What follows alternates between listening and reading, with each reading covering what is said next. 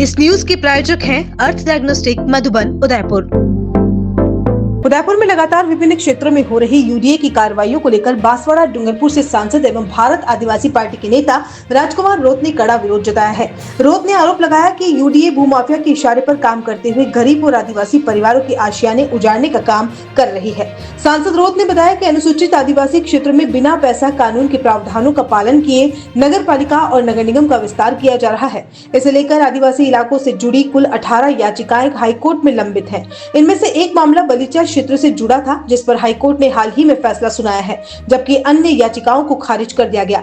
रॉत के अनुसार हाईकोर्ट ने अपने फैसले में स्पष्ट कहा है कि अनुसूचित क्षेत्रों में नगरपालिका या नगर निगम के गठन और विस्तार को लेकर राज्यपाल द्वारा कोई अधिसूचना जारी नहीं की गई है। ऐसे में जब तक राज्यपाल की अधिसूचना जारी नहीं होती है या केंद्र सरकार द्वारा पैसा कानून को लेकर स्पष्ट कानून नहीं बनाया जाता है, तब तक इन क्षेत्रों में नगर निगम या नगर पालिका का विस्तार लगातार होता रहेगा। राजकुमार रोत ने कहा कि भारत आदिवासी पार्टी पैसा कानून को लेकर सड़क से लेकर संसद तक संघर्ष कर रही है और न्यायालय का भी सहारा लिया गया है। उन्होंने घोषणा की है कि बलीचा मामले में आए हाईकोर्ट के फैसले के खिलाफ बीएपी सुप्रीम कोर्ट में याचिका दायर करेगी। इसके साथ ही सांसद ने गंभीर आरोप लगाते हुए कहा कि उदयपुर में भाजपा नेताओं के संरक्षण में भूमाफिया ने यूडीए की जमीन पर कब्जा किया और आम जनता को स्टाम्प पर जमीन बेच दी। इस पूरे मामले में यूडीए अधिकारियों, भूमाफिया और भाजपा नेताओं की मिलीभगत सामने आई है। रोत ने दावा किया कि इसी गठजोड़ के चलते उनकी याचिकाओं को खारिज करवाया गया। के अंदर और विशेषकर उदयपुर में यूडीए की जो तानाशाही, यूडीए का जो बुलडोजर को लेके काफी चर्चा में रहता है। हर 2-3 दिन में कोई न कोई प्रकरण होता है। कभी किसी का घर उजाड़ा जाता है, किसी का परिवार उजाड़ा जाता है, कभी पूरी कॉलोनी उजाड़ दी जाती है। इसको लेके हाल ही एक हाईकोर्ट का फैसला आया और इस फैसले में यह सामने आया कि हाईकोर्ट ने फैसला इसलिए दिया कि क्षेत्र से कई नगरपालिका क्षेत्र के लोग गए थे, हाईकोर्ट में याचिका दायर की थी। याचिका का बेच बनाया था।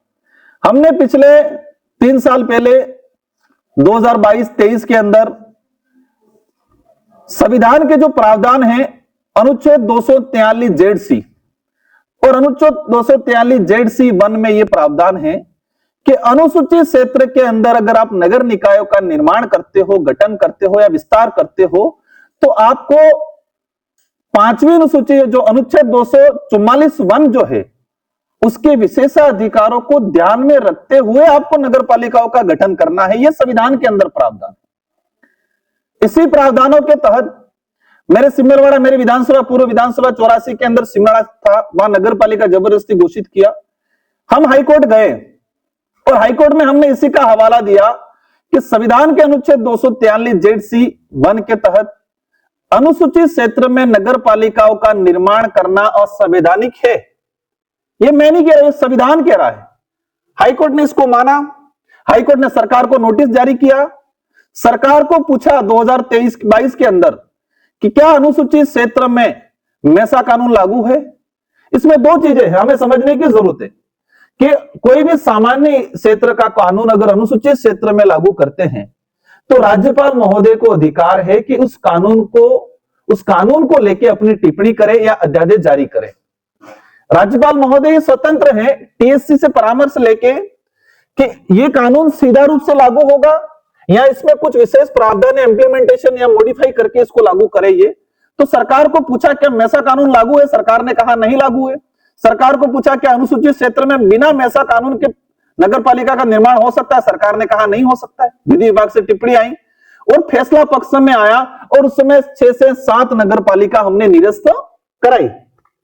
इसी के आधार पे यूडीए को लेके कुछ सामाजिक संगठन के लोग गए, सेमारी नगर पालिका को लेके ऐसे 19 प्रकरण चल रहे थे।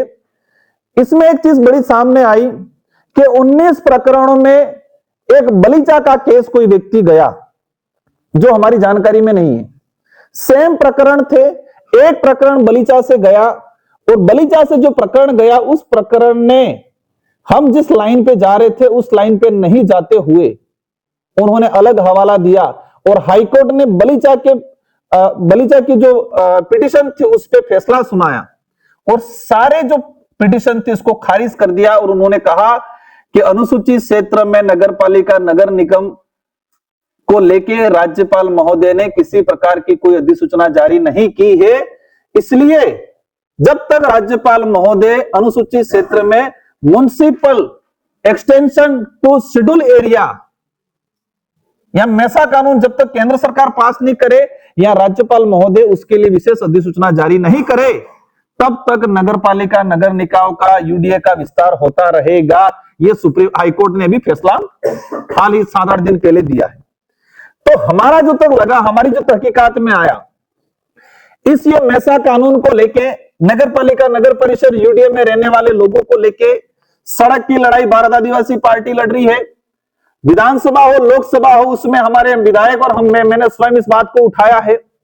और न्यायालय की लड़ाई भी हम लोग लड़े। सड़क की लड़ाई भारत आदिवासी पार्टी लड़ी, संसद की लड़ाई भारत आदिवासी पार्टी लड़ रही है इस बात को, और कोर्ट के रास्ते भी हम ही गए। लेकिन एकमात्र केस बलीचा का गया, वो हमारी जानकारी में नहीं है।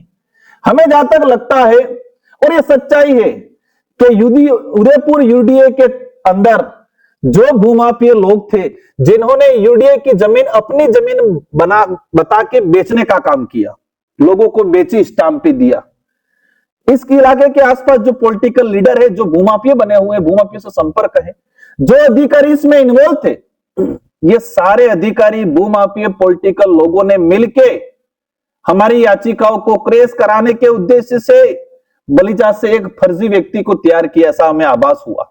और यह सच्चाई है, क्योंकि हमारे 18 पिटीशन लगी थी, और एक पिटीशन को 18 मतलब उस एक पिटीशन से 18 पिटीशन को जोड़ के कोर्ट ने फैसला दिया है। उसको लेके हम अवश्य सुप्रीम कोर्ट जा रहे हैं, लेकिन उदयपुर की जनता को जानना जरूरी है। क्योंकि आज हमने देख रहे हैं, आज मैं सुबह न्यूज़पेपर में पढ़ा कि ये बड़ीगढ़ कोटियाफला सवीना में 102 मकान गिरा है। इसमें आदिवासी नहीं, दलित, पिछड़ा, ओबीसी, सामान्य सब व्यक्ति थे, हर वर्ग का व्यक्ति था। यूडीए की इतनी तानाशाही चल रही है, इसमें भाजपा के आधे लोग विरोध कर रहे हैं, आधे समर्थन कर रहे, जनता को वोट बैंक बनाने के लिए जानबूझ के माहौल बना रहे, और कांग्रेस के नेताओं ने भी खाना पूर्ति करने का काम किया। मात्र इसको लेके तह तक नहीं जा रहे हैं। ये यूडीए के पट्टे स्वयं लोगों ने दिया, किस किस नेताओं ने दिया, इस पे मुकदमा नहीं हुआ, अभी तक कार्रवाई नहीं हुई। लोगों को, जो लोग मजदूरी करके अपना 2 पैसा कमाया, लोन लेके 2 पैसा कमाया, उससे जमीनें ली है उन्होंने। हो सकता है अनलीगल हो हमारी नजर में, सरकार की नजर में, लेकिन वो अनपढ़ है बेचारा, गरीब पे व्यक्ति, उसको नहीं पता है कानून क्या होती है। तो उदयपुर में जो जमीनों का खेल हो रहा है, और हाईकोर्ट का जो फैसला आया है, उसको लेके हम अवश्य सुप्रीम कोर्ट जा रहे हैं। लेकिन मैसा कानून को लेके सरकारें कोई भी हो, कांग्रेस की हो या बीजेपी की हो, आदिवासी बाहुल्य क्षेत्र, दलित, पिछड़ा, ओबीसी, किसी भी गरीब तबके के लिए ये सरकारें हमेशा अपनी कन्नी काटने का काम करती है। मैसा कानून 2001 में राज्यसभा में पेश हुआ। मेरा जो राजनीतिक कैरियर रहा है, मेरा जो एक्सपीरियंस अनुभव रहा है, मैंने एक चीज नोटिस की कि जितना मैसा कानून पेंडिंग है, किसी देश की दो सदन है, हमारे राज्यसभा लोकसभा, देश के लिए कानून इन दोनों सदनों में किसी भी सदन के थ्रू आता है और दोनों सदनों में पास होता है। मात्र एक मैसा कानून ऐसा है जो 2001 से लगा के 2025 आज 26 आ गया, तब तक पेंडिंग है। कोई भी कानून राज्यसभा या लोकसभा में आने के बाद इतने लंबे समय तक पेंडिंग नहीं रहता है, या तो वो पास होगा या क्रैश होगा। उन्होंने कमेटी को भेजा 2001 के अंदर, 2003 में जेपीसी ने, कमेटी ने उनको रिप्लाई दे दिया, सभी राज्यों से सलाह मशुरा हो गया। लेकिन 2001 से लगा के 2025 तक इसमें कांग्रेस की सरकार भी रही, यूपीए की सरकार भी रही, भाजपा की सरकार भी रही, लेकिन नगर पालिका नगर परिषद जो 5 अनुसूचित क्षेत्र के अंदर है, उनको कानूनी रूप देने का काम नहीं किया है। तो इन लड़ाई को लेकर भारत आदिवासी पार्टी लड़ रही है। आज प्रेस कॉन्फ्रेंस के माध्यम से इस क्षेत्र की जनता को जानना जरूरी है। और उदयपुर के यूडीए में रहने वाले जो साथी हैं, वो किसी भी वर्ग का है, गरीब व्यक्ति है, सच्चा है, उसके साथ भारत आदिवासी पार्टी खड़ी है। सड़क की लड़ाई भी लड़ेंगे, संसद की लड़ाई भी लड़ेंगे। भले हम हाईकोर्ट में हार गए हैं, लेकिन इसको सुप्रीम कोर्ट में जाएंगे, और हमारा प्रयास रहेगा कि मैसा कानून पिछले जो बजट सेशन आ रहा है उनमें हम पास कराने का प्रयास करेंगे।